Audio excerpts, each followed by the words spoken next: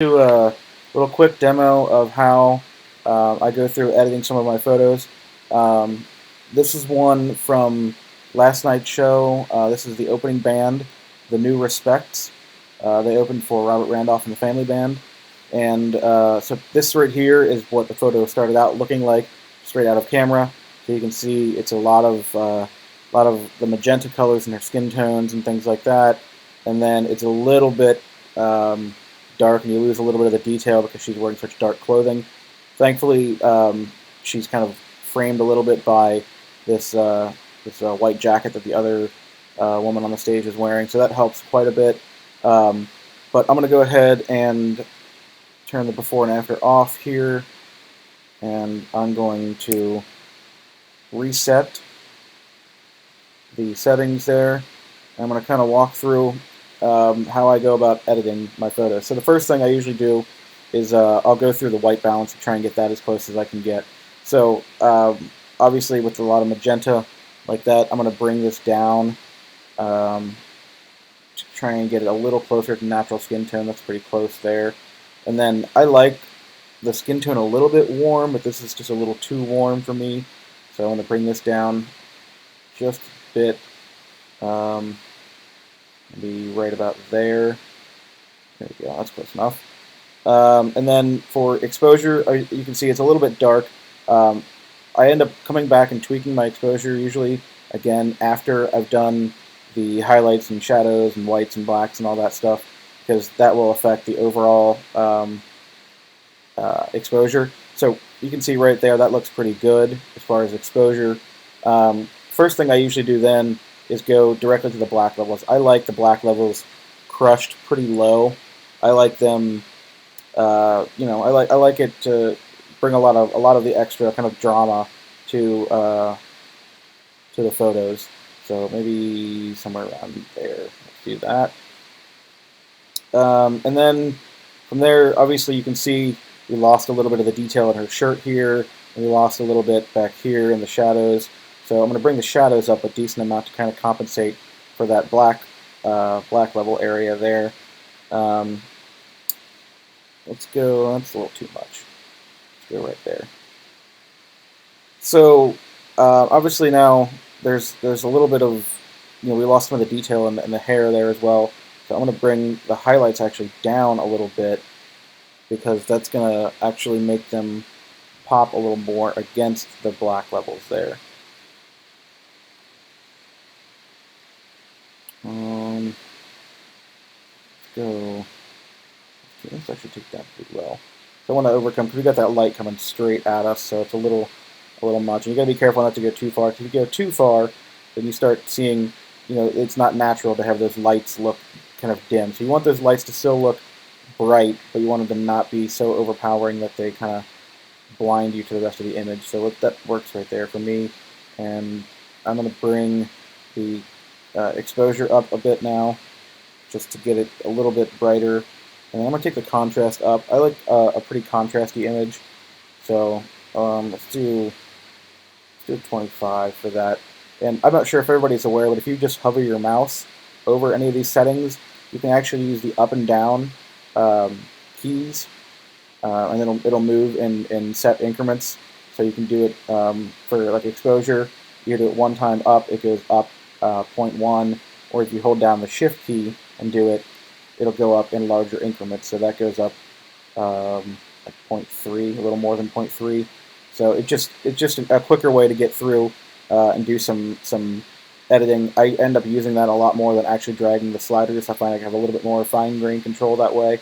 Obviously, if you want to be something that's not one of the direct keystroke intervals, you can go a little bit more, so you can get a little bit more fine grain control there. But I'm going to leave this right about 70 for now. So that pretty much is everything I do with the tone area. So then I'm going to move down to the presence. I like to put the clarity up a good amount, especially when there's things like interesting hair textures, or like a guy who has like 5 o'clock shadow. I feel like the presence, the clarity sliders can give you a good amount of kind of interesting detail in that. You can kind of see, so there it is with the clarity on. There it is with the clarity off. You can see the big difference, and it actually kind of tends to brighten up the image a good amount as well. I also like adding a little bit of vibrance to it. It's a pretty small amount, just something to make it pop just a tiny bit more. And then for the tone curve, this is where you can kind of easily get to the kind of Instagram-y filter, so you can kind of bring up the level here, which this right here basically is makes the darkest black a little less dark. So now it's 8.2% less black, I guess, than normal. So you can do stuff like this, bring that down, bring this up, and boom, you got yourself an Instagram filter. Not exactly a look I particularly like, but you can kind of see where that goes. I like to keep this just around, just a tiny bit above, the pure black, like 2.5%, somewhere around there. I find that it's actually kind of hard to move really tiny amounts with my touchpad on my Mac. Sometimes I'll try and get the mouse out. So it's a little bit easier to get some fine control on that, but that's close enough for me. This is where you can get a lot of detail, into a lot of detail as far as how you want your photo to look color-wise. Again, this is another place you can go if you have a really funky white balance and it's really hard to get it looking exactly correct. You can come in here, and if it's too orange, you can change it to be a little more on the yellow side of orange, or if it's too yellow, you can take a little more to the yellow or the orange side of or the red side of orange, and all of these here. So a lot of this is just trial and error, just really kind of messing around with things. And sometimes it's easy just to grab a slider and take it all the way one direction, so you can really see what you're affecting and what you're doing with that slider. So I actually don't want to mess with the orange on that. I kind of like the level there. For the yellow, I'm actually going to bring the yellow a little bit to the green side. I know that there's already a lot of green in this photo, but I do like, I want to make sure that that green nice halo around her hair stays nice and hot as I go through some of the rest of these tweaks. I'm going to actually try and bring that green away a little bit, but I want to make sure that a little bit stays in by using it there. So then I'll bring, again, the green a little more towards the aqua here. Same kind of reason, just to make that stay nice and vibrant around there. I don't know that I'm going to mess with the aqua or anything. Let's change the blue a bit, just to kind of counteract that green just a tiny. And again, you can see there's a lot of blue in the blacks here, in her shirt, in the guitar strap, even in this speaker cabinet back here. So we're going to deal with that a little bit, but I don't want to take that out by making it more green, because there's already enough green in the photo. So I don't want to mess with that. So let's go down to saturation here. And I'm going to bring the yellows down a tiny bit. That's too much. Let's go right around 15 or so. That works for me. And then I'm going to bring the greens down a bit, because there is, like I said, a lot of green in here. And I do like that green, but I don't want it to be quite so distracting from like the faces in the photo. So I'm going to bring that down to about there. And then again, I'm going to mess with the blues too, because you kind of start to find what the dominant colors are that you're tweaking as you're going through these. You can see the ones I edited up here: the yellow, the green, and the blue. I'm actually going to do just those same ones down here, but I'm going to bring the blues down a little bit more too. Let's go down there. And then luminance. Luminance is basically the brightness of individual colors. Again, if you really want to see what you're doing, you can just grab one of these sliders and you can take it one way all the way down. You can really see, okay, so when I take the purples all the way down, where are the purple tones in this photo? Well, there's some purple tones in her shirt here, in this back here, which I think is a piece of paper.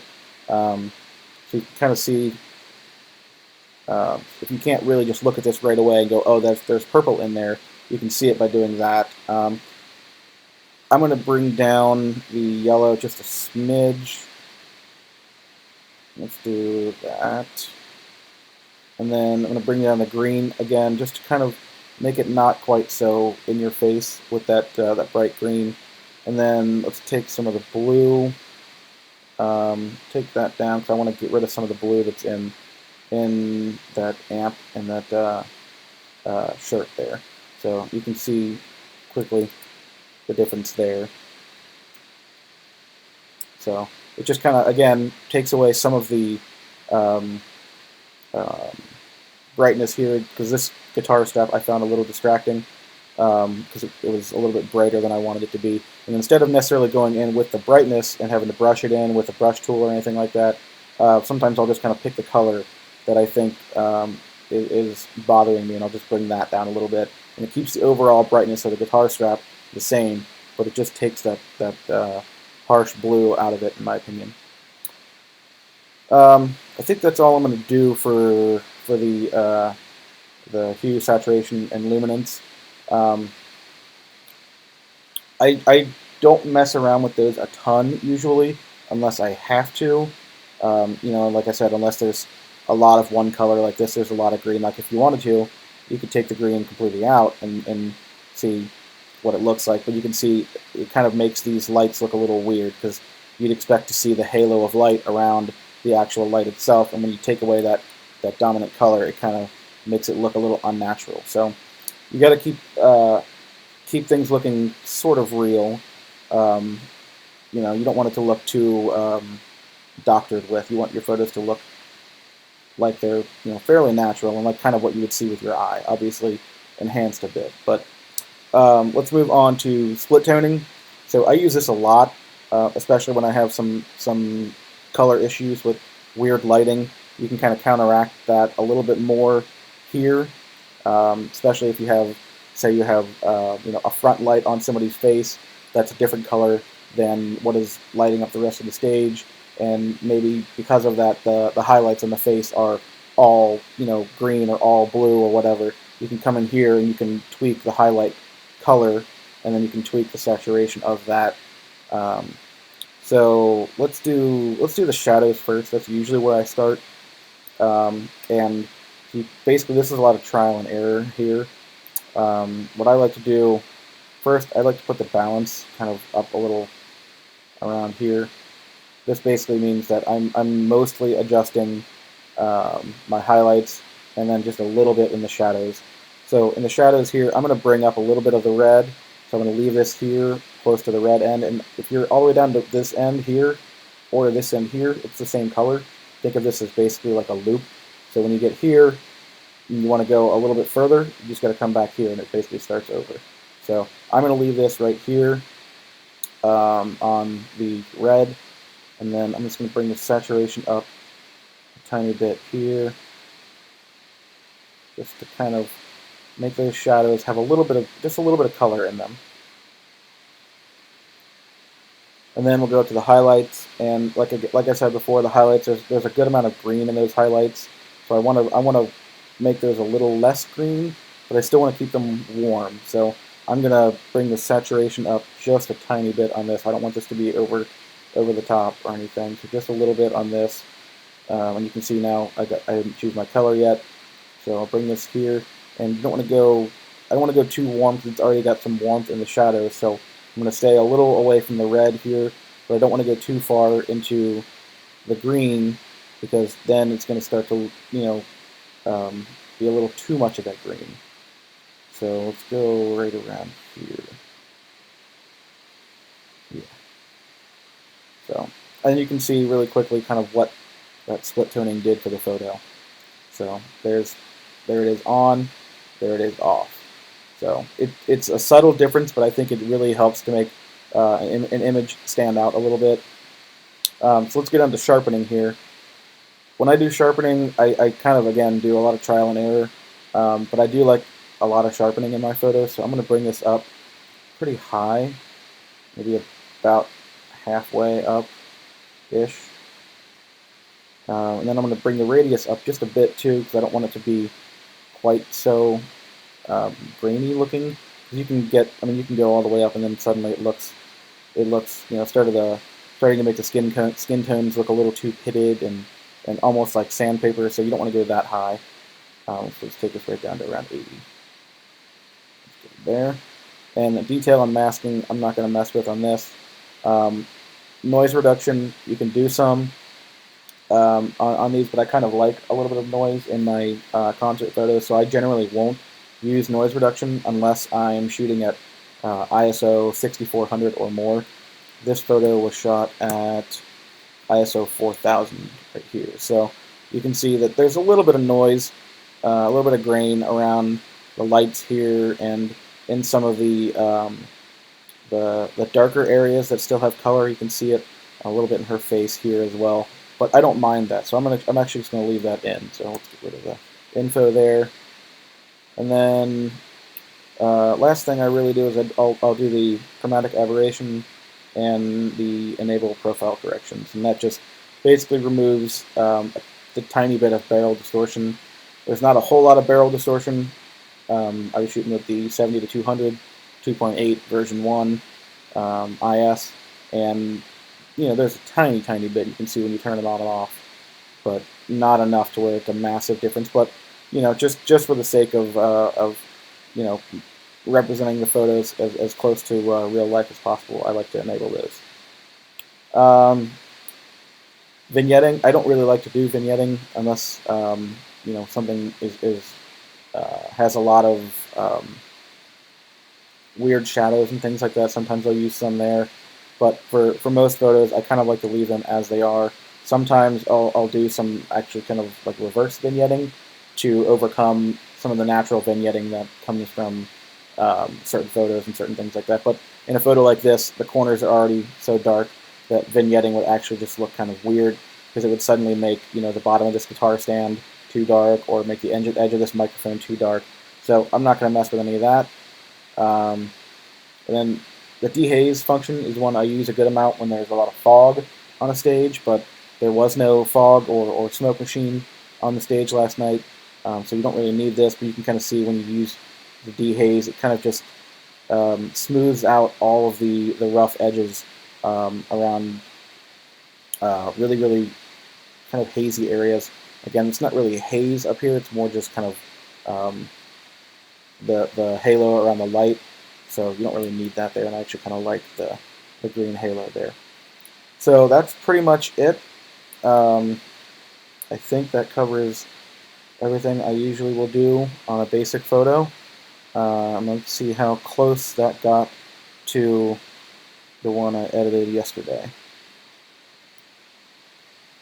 Pretty close. There are some minor differences in the brightness and things like that up in here, and if you don't like this, being able to see this light up here in the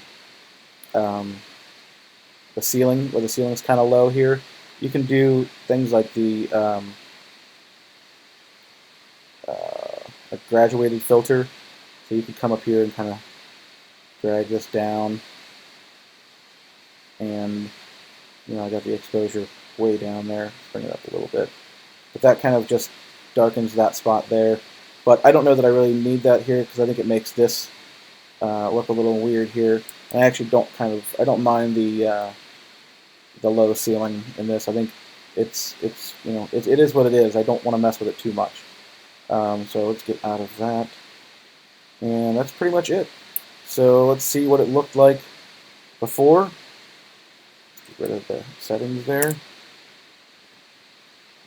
There's the before, and there's the after. Thanks for watching.